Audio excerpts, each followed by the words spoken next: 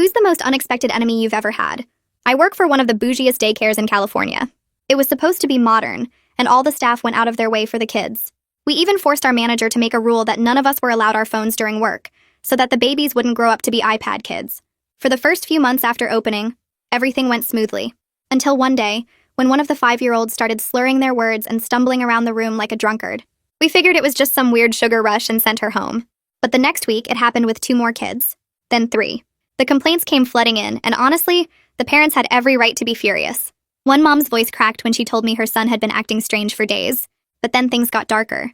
My supervisor insisted on calling CPS on 3 of the families, claiming the parents must be leaving substances within reach at home. I watched a father break down in our parking lot after a social worker showed up at his job. These parents were being investigated for something we all knew deep down was connected to our daycare.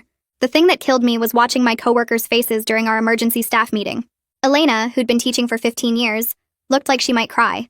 Mitch kept rubbing his temples, muttering about how he'd personally inspected every toy twice that week.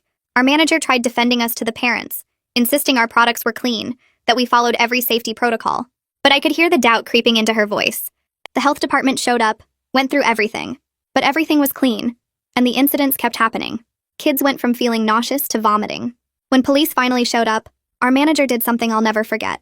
She convinced them to investigate the parents' homes first, buying us time. Then she cornered me and Jenny in her office. "Figure this out," she hissed, "or I'll make sure you 2 take the fall. I'll blacklist you from every daycare in the state." Jenny's hands were shaking when we left her office, and we went into overdrive, testing absolutely everything. We started wondering if it was the new carpet in the reading nook, maybe off-gassing chemicals. We paid to have it tested. Nothing. Jenny and I became obsessed, staying late every night trying to solve this. Was it the hand soap? We switched brands 3 times. The air vents? We had them professionally cleaned.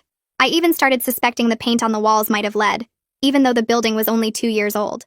Then our manager pulled me and Jenny aside with this exhausted look. She was giving everyone else mandatory PTO for a week.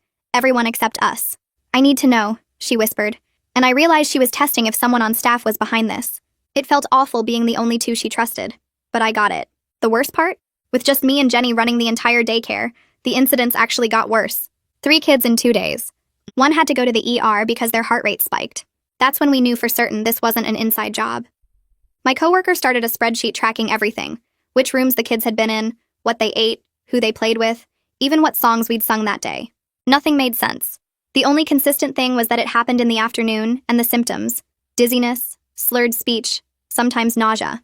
Parents were pulling kids out daily now. We went from 60 enrolled to 23 in 3 weeks. Then one night, Jenny and I were going through our tracking sheets for the 100th time, sitting on those tiny